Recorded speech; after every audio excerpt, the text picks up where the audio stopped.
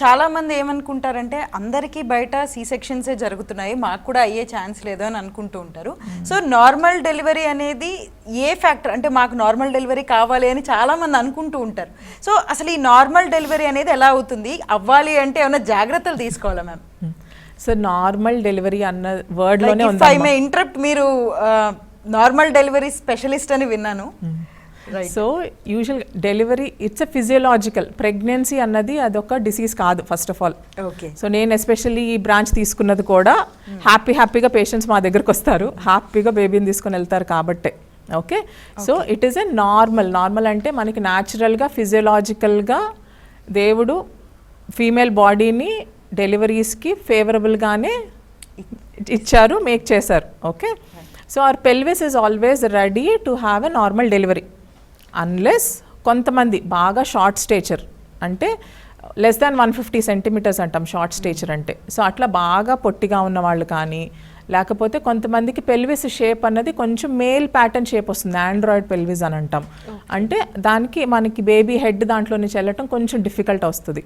So అలా కొన్ని factors ఉంటాయి వేర్ ఆ బోనీ పెల్విస్ మనకి బేబీ అన్నది మదర్ పెల్విస్లో నుంచి బయటకు రావాలి.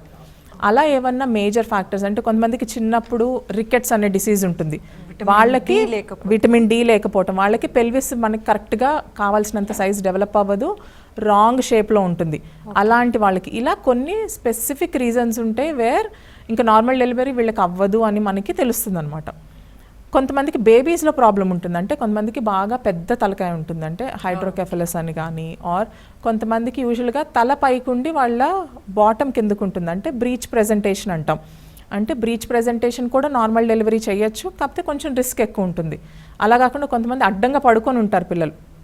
ఓకే, అంటే తల ఒక పక్కకి, కాళ్ళు ఒక పక్కకి, నడుం కింద పక్కకు ఉంటుంది. సో అలాంటి వాళ్ళకి మనం నార్మల్ డెలివరీ చేయలేము, ఎందుకంటే తల కిందకి మనకి పెల్విస్లో ద్వారంలో నుంచి వస్తేనే మనకి న్యాచురల్గా డెలివరీ అవ్వటం సులభంగా ఉంటుంది.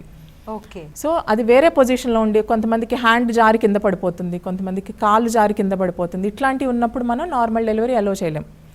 కొంతమందికి ఏంటి గర్భసంచి లోపల ప్లెసెంటా అంటే బేబీకి బ్లడ్ సప్లై చేసేది ఏదైతే ఉంటుందో మాయ అన్నది, అది తల కన్నా కిందకు ఉంటుంది. సో అలా ప్లెసెంటా కిందకున్నప్పుడు మనం దాన్ని దాటి బేబీ కిందకి రాలేదు. సో అలాంటప్పుడు నార్మల్ డెలివరీకి అలో చేయలేం. ఇలా కొన్ని మేజర్ అంటే కొన్ని అబ్సల్యూట్ కాంట్రా ఇండికేషన్స్ అని ఉంటాయి, అంటే వీళ్ళల్లో అసలు నార్మల్ డెలివరీ చేయకూడదు అని. కొన్ని రిలేటివ్ కాంట్రా ఇండికేషన్స్ ఉంటాయి, అంటే వీళ్ళల్లో చేస్తే బేబీకి మదర్కి కొంచెం రిస్క్ ఎక్కువ అని ఉంటాయి. అవి తప్ప మిగిలిన అందరూ నార్మల్ డెలివరీ కరెక్ట్ పొజిషన్లో ఉండి మదర్ హెల్త్ బాగుండి బేబీ హెల్త్ బాగుంటే అందరూ నార్మల్ డెలివరీకి ట్రై చేయొచ్చు.